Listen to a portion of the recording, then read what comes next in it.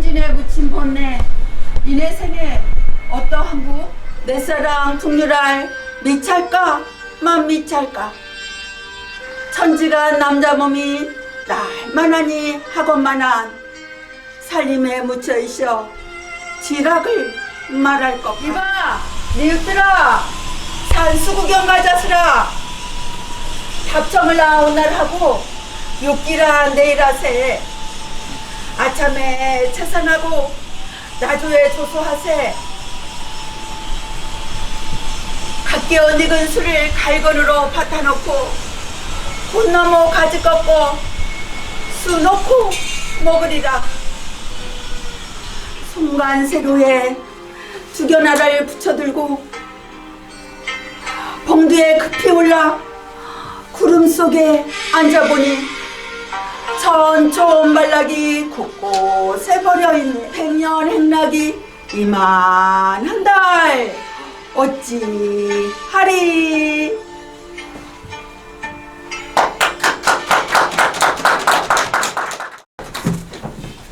예, 오늘 제가 여기서 얘기하게 된 내용은 우리 남원의 문화와 역사라는 주제를 가지고 이렇게 얘기를 했는데 남원의 문화와 역사는 너무나 광범위하고 폭이 넓기 때문에 오늘 여기에서 여러분들에게 말씀드리는 이 얘기들이 뭐 남원의 모든 것은 아니지만 그래도 개괄적으로 이런 특징이 있는 것이구나 남원이 이런 것에 대해서 말씀을 드리도록 하겠습니다. 그러면 우리 남원이라고 하는 이 지명이 언제부터 생겼었느냐? 이 남원 이전에도 다른 명칭을 물론 갖고 있었습니다. 뭐 대방이라든지 또 벼로로서 뭐 용성이라든지 뭐 이런 이름들을 갖고 있었지만은 이 남원이라고 하는 이 명칭이 나오게 된 것은 통일신라시대 때 신문왕 때 이 우리 행정구역을 구주 5소경으로 이렇게 분할했습니다. 이때에 5개의 경이 만들어지는데 이 5개의 경 중에 하나가 바로 남원경이 되겠습니다. 그래서 북원경, 중원경, 서원경, 남원경, 그 다음에 금관경 이렇게 해서 5개의 작은 서울, 소경이니까 작은 서울이죠. 요즘 행정체제로 나올 것 같으면 뭐 광역시점도 아마 됐을 걸로 이렇게 추측을 해볼 수가 있습니다. 그래서 이런 지명이 그때부터 남원경이라고 남쪽에 있는 넓은 그 평원의 그런 고장이라 해서 남원이란 말을 붙여서 그때 남원경이라고 붙였던 것이 최초의 남원을 쓰게 된 것입니다. 그런데 그것이 그 뒤에 경덕왕 때 와가지고 오소경 남원경이란 말을 확실히 붙임으로써 지금 남원이라고 불려 내려오는 것이 약 1260년 정도 남원으로서 쭉 불려 내려왔습니다. 일단 잠깐 얘기하겠습니다만 중간에 약 10년 정도만 일신현으로 이렇게 바뀌었던 역사가 있지만은 다른 지역들은 전부 다 이렇게 뭐 전주를 갖다 옛날에 완주라고 했다가 지금 전주로 이렇게 바뀌었지 않습니까? 뭐 광주를 갖다 무주라고 했다가 지금은 광주로 바뀌었고 이런 식으로 지명들이 다 바뀌었지만 우리 남원만큼은 1260년 동안을 갖다가 남원으로 계속해서 유지해서 이렇게 불렸던 역사를 가지고 있는 이런 역사가 깊은 이런 고장이라는 것을 우리가 알 수가 있는 것이죠. 그 역사의 기록이 대부분 통일신라시대 때나 신라시대 때의 역사는 고려 때 와서 쓰여지게 됩니다. 그러니까 그것도 전해오는 얘기에서 썼기 때문에 꼭 맞다.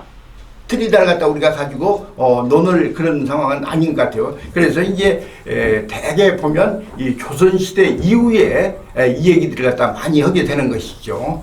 그래서 우리가 우리 고장이 조선 500년 동안에 어떤 일이 있었던가 이 부분에 대해서 우리가 좀 알아보고 넘어가도록 하겠습니다.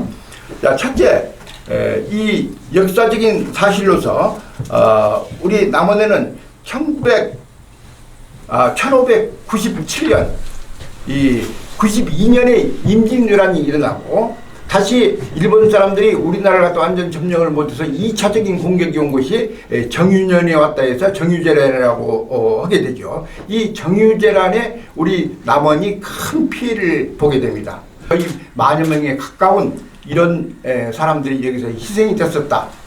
이래서 우리 지역에는 지금 정유재란에 그런 참혹성을 갖다가 우리 역사에서 지울 수가 없기 때문에 만인의 총이라는 이 무덤을 만들어서 지금도 우리가 그때 먼저 가신 우리 남원을 위해서 이 우리나라를 위해서 먼저 가신 그런 선열들을 갖다가 거기에서 봉안해 놓고 매년 제사를 갖다가 지내고 있죠. 자, 이 사건이 바로 우리 남원에 있었던 정유재란에서 굉장히 큰 사건이라고 이렇게 볼 수가 있죠. 두 번째로 우리 남원에서는 이분을 잊을 수가 없죠. 우리가 지금 요즘에 와가지고 남원에 와서 관광을 온다면 제일 먼저 이렇게 들리는데 랜드마크가 돼가지고 있는 것이 강화루를 갖다 누가 부정을 할 수가 없을 것입니다. 이 강화루를 최초로 만드셨던 분이 바로 황희정승이라고 하는 분이죠. 이 황희정승인데 이 황희정승이 이 남원을 오게 된 동기가 물론 그분이 본관이 장수이신데 그래서 장수왕씨인데 그 선조들은 우리 남원에서 살았었지만은 그 지금 조선이 장관이 되고 거기에서 이 태종의 사랑을 받다가 그 왕세자의 폐위 문제 때문에 황희정승이 지금의 그 파주 교화라고 그때는 했죠. 이 교화에 귀향을 가게 됩니다. 귀향을 가는데 거기에 귀향을 가서 보니까 이 황희정승을 그 반대하는 그런 무리들이 태종에게 자꾸 건의를 해요. 서울에서 얼마 떨어지지도 않은데 그 귀향 자리도 아닌데 그걸 갖다 귀향이라고 보냈네 하고 건의가 들어오니까 태종께서 이 황희정승을 갖다가 사랑한 나머지로 멀리 좀 가서 있어라. 대신 너그 옛날에 선조들이 살았던 그 동네 남원에 가서 좀 있어라 하고 귀향을 남원으로 보내게 되죠. 그래서 이렇게 귀향을 갖다 옮겨서 오는 걸 우리가 이배라고 얘기를 하죠. 그래서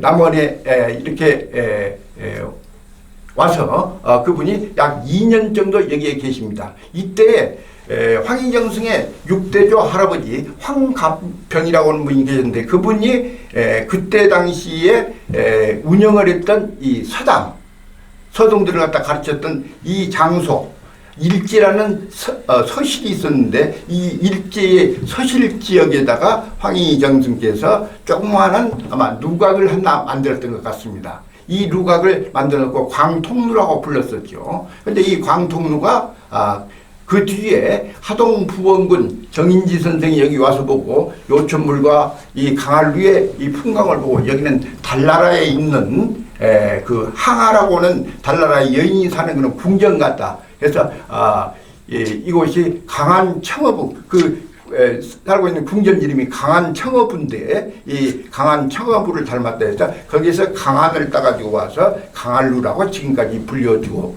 있게 되는 것이죠.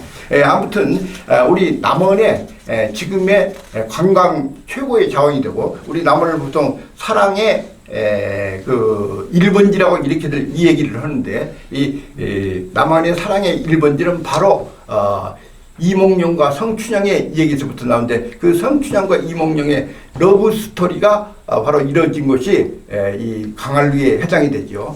그래서 이렇게 강한루를 황희정승이 만들게 됐던 것 이것도 우리 남원에 큰 변화를 줬던 그런 일이 아닌가 이렇게 싶습니다. 그 다음에 이제 세 번째로 지금 현재 여기가 고전문학관이고 오는데 우리 고전 소설 중에서는 우리 남원을 배경으로 해서 쓴 소설이 여러 가지가 많습니다. 그래서 이 대표적인 것이 여러분들이 잘 아시는 이 춘향전 남원을 배경으로 했었고 그 다음에 흥부전 남원의 인월과 아영 쪽이 배경지가 되죠. 또 거기다가 매월당 김시수 선생이 우리나라의 최초의 한문 소설로 쓰셨던 금오신화 거기에 첫 작품에 해당이 되는 우리 만복사 저포기 그 외에도 최척전이라는 최척전 이 피로 문학의 그 시초라고 이렇게 할 수가 있죠.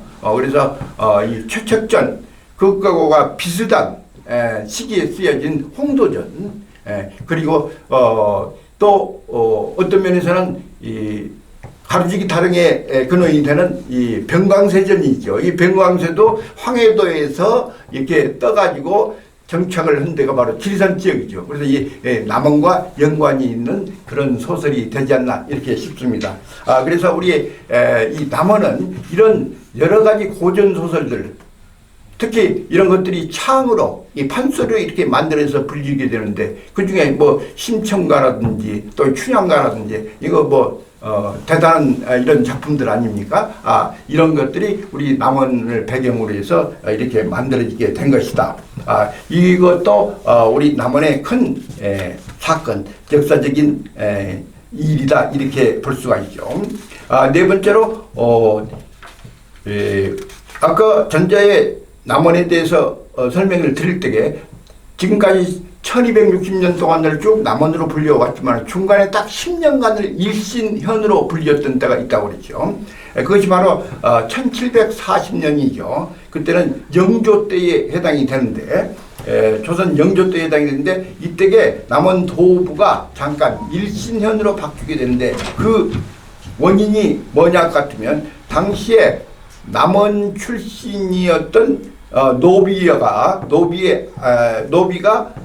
그 경상도 쪽에서 반란을 일으키게 됐습니다. 찬규라고 하는 사람이 거기서 반란을 일으켜서 역적모의의 난을 일으켰다고 해가지고 그 출생지인 남원을 갖다가 이렇게 격화시킨 남원 부에서 현으로 이렇게 격화를 갖다 시킨 그런 사건이 벌어지죠. 물론 그 뒤에 여기에 다른 현감들이 와가지고 보니까 남원 사람들이 그런 인심을 가질 때가 아니에요.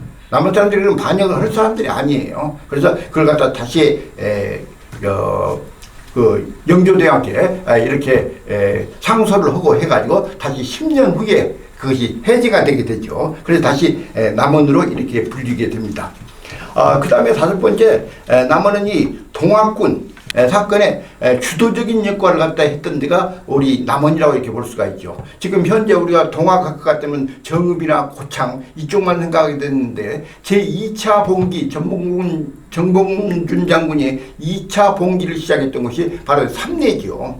삼례인데 요즘에 학계에서 연구해서 보고한 바에 같으면 삼례보다도 15일 앞에 김계남 장군이 이 남원에서 남원 대회를 갖다가 15일 먼저 시작을 갖다 했다고 그래요. 그래서 이 남원 대회가 동학의 2차 봉기의 시발점이라고 주장을 하는 사람들도 있습니다. 뿐만 아니라 우리 남원에는 동학의 사상을 갖다가 이끌었던 수은 최주현 선생이 득도는 경주에서 용담골에서 했지만은 이 남원에 와서 최초로 동학이라는 단어를 쓰셨고 또 남원 동학에 관한 이런 그 여러 가지 경사를 갖다가 남원에서 7권 정도를 갖다가 1년 정도 계시면서 여기서 남원 교령산에 있는 불가에서는 덕미랍이라고 부르는데 이 천도교 쪽에서는 이게 은저감이라고 부르는 이 암자에서 이걸 쓰시게 되시죠. 그래서 이런 내용으로 봤을 때 이 내용의 이 사건은 우리 남원을 동학의 성지로 만들 수 있는 그런 큰 여건이 되는 사건이었다 이렇게 볼 수가 있습니다. 여섯 번째로 이 우리 남원은 신라 시대 때 오소경으로서 있었지만은 그 동학이 일어나고 동학 사건이 일어나고 그 다음에 1895년에 남원에 관찰부가 생기게 됩니다. 관찰부는 요즘에 거의 도청 소재 정도의 규모의 도시로 해당이죠. 그렇게 전라도에 있는 관찰부가 전주관찰부, 나주관찰부, 남원관찰부, 그 다음에 그때 당시에는 제주도가 전라도에 딸려 있었기 때문에 제주관찰부에서 4개 관찰부밖에 없었어요. 이때에 남원은 이쪽 위로는 무주부터 시작해서 무주, 진안, 이쪽에 아래로는 순천, 광양까지 관할을 넣는 행정 중심지가 됐었던 것이죠. 그래서 이 남원은 이 고종 때 1900년 물론 그 기간은 짧아서 1년 2개월 정도밖에 안 돼서 백낙윤이라고는 이 부사가 잠깐 근무를 하고 갔었지만은 1년 2개월 동안에 그런 행정의 중심지가 바로 우리 남원이었다. 야, 이것도 우리 남원 역사에 꼭 기록이 되어야 할 하나의 사건이 아닌가 싶습니다. 이제 7번째로 말씀을 드릴 수 있는 것은 우리 남원이 모든 상황에서 참 의를 택하고 길을 갖다가 이 발을 갖다가 함으로써 굉장히 애족하는 이런 사건들을 갖다가 많이 얘기되죠. 특히 남원이 지리적인 여건을 봤을 때에 이 교통의 요지에 있고 또 군사적으로 중요한 위치가 되기 때문에 그런 사건들을 많이 겪었던 것 같습니다. 그래서 고려 말에 황산대첩이라든지 또 아까 앞에서 말씀드렸던 정유재란이라든지 그 다음에 그 뒤에 앞으로는 이제 뒤로 와서 약간 동학의 그런 김계남 장군의 활약을 했던 이런 거라든지 또 지리산을 중심으로 한 여순 사건과 6.25 때에 희생당하고 또 여기서 활약했던 우리의 선친들 선조라든지 심지어는 근대에 와서 1960년대에 김주열 열사까지 우리 지역에는 굉장히 국가와 민족을 갖다기 위해서 이렇게 활약을 하셨던 이런 분들이 많은데 특히 3.1 운동 때에도 이 지역의 전라도 지역의 중심지적인 역할을 해서 무려 전라북도에서 3.1 운동 당시 돌아가셨던 그 현장에서 돌아가셨던 분들이 42분이라고 그래요. 이것은 전라북도에서 제일로 많은 숫자라고 이렇게 얘기를 합니다. 그 이외에 이제 뭐 부상당하고 잡혀가고 한 사람들은 부지기수에 이렇게 해당이 되겠지만, 하여튼 투옥되고 온 사람들이 이렇게 많지만은 그런 의기가 있는 그런 우리 남원이 아닌가 이렇게 생각을 해봅니다. 뿐만 아니라 제가 이 남원에 첫 발을 1980년대 초반에 이렇게 들여가지고 이 지역에 하도 비석이 많아서 비를 한번 조사를 하러 다녀봤더니 약 270기가 나오더라고요. 와. 이 270기의 충효 열비는 우리나라에서 두 번째로 많은 비에 해당이 됩니다. 와. 안동 다음으로 우리 남원이 그런 비가 많았다고 이렇게 기록이 되어 있어요. 그래서 우리 남원은 아까 앞에서 말씀드렸던 충뿐만 아니라 효도 그렇게 넓게 확산이 돼서 다시 얘기해서 충을 하려면 효를 않고는 충을 할 수가 없는 것이죠. 효가 있어야만이 충이 되는 거예요. 부모님 잘 받들고 모시고 한 분들이 나라 위해서 목숨 바치고 그러지 부모님한테 잘 못오고 이런 사람들이 나라 위해서 목숨 바친 사람들이었거든요. 그래서 우리 남원들 가히 충효 열예의 고장이라고 하는 이유가 바로 거기에 있습니다. 뿐만 아니라 이 의에 지리산을 갖다가 등에 끼고 있기 때문에 지리산 문화와 지리산의 지리적인 영향을 갖다가 많이 이렇게 받게 되죠. 지리산 하면 뭐 지리산에 장엄한 이런 것도 얘기가 되겠지만 이 지리산이라는 것은 지혜가 남다른 산, 또 이 속에 들어가서 있으면 지혜가 달라지는 산. 그래서 지리, 지리를 기자에다가 달을 이자를 써서 지리산이라고 이렇게 부르게 되는 것이죠. 그래서 여기에 그런 지형적인 지리적인 영향을 받아서 이 지역에서 그런 문화들이 앞에서 얘기했던 우리의 혁신적인 그런 문화들이 많이 발전이 됐지 않았느냐. 뿐만 아니라 남원은 여러분들이 잘 아시는 이 판소리의 고장, 동편제의 태자리라고 이렇게들 얘기를 갖다 하시죠. 그래서 남원에는 이 국립국악원뿐만 아니라 시립국악원이 있고 또 국악의 성지가 있어서 우리의 조선시대 때 명창들 또 그 이전에 명창들 5분의 묘를 직접 만들고 그 다음에 46분의 유패를 거기에 모셔서 해마다 대제를 지내고 있는 것이죠. 우리 남원을 대표하는 소리꾼으로서는 송흥록 선생이 계시죠. 그래서 이 송흥록 선생은 남원의 운봉 비전마을에서 태어나셔서 그렇게 국창이 되셨고 또 후예들을 갖다가 쭉 길러서 그 뒤에 송강록이라든지 또 그 뒤에 송만갑이라든지 이렇게 대를 이어서 명창으로서 활약들을 하게 되죠. 그래서 이 남원은 동편제의 대자리로서 물론 서쪽에 있는 보성의 소리라든지 이런 데는 좀 차이가 있겠습니다만 남성적인 그런 소리를 갖다 하는 고장이다 이렇게 얘기를 할 수가 있죠. 그래서 이 남원에 남아있는 이런 문화 유적들을 갖다가 대개 이렇게 간추려 봤더니 크게 많은 유적들이 세 가지가 있더라고요. 첫째가 불교 문화 유적이 굉장히 많습니다. 두 번째가 유교 문화 유적. 다시 얘기해서 뭐 서원이라든지 뭐 향교라든지 뭐 이런 것들이 여기에 많이 있죠. 그 다음에 이제 세 번째가 있는 것이 성지가 산 위에 있는 성이 굉장히 많습니다. 이런 것들이 다 우리 남원의 지리적인 자연 환경적인 영향에 의해서 나타난 것이 아니냐 싶습니다. 자, 지리산이라는 큰 산이 있기 때문에 불교가 들어왔을 거고, 우리 남원이 양반의 고장, 그런 길을 가지고 있던 그런 고장이기 때문에 과거에 전라북도에서 제일로 많이 이렇게 급제를 갖다 하는 기록과 함께 그런 공부하는 그런 조선시대 때의 그런 분위기를 갖다 여기서 만들어냈을 것이고, 또 우리 남원은 군사적으로 굉장히 중요한 신라와 백제뿐만 아니라 또 넓은 농토를 갖고 있고 오기 때문에 외구들로부터 아까 얘기했던 정유재랑과 같은 그런 힘을 갖다가 탕은 이런 경우도 있습니다. 하여튼 그런 영향으로 인해서 우리 남원에는 외성들 내성, 읍내성도 물론 있지만은 산 위에 많은 산성들이 많은 것이 특징이 되었죠. 그래서 이런 것들이 다 우리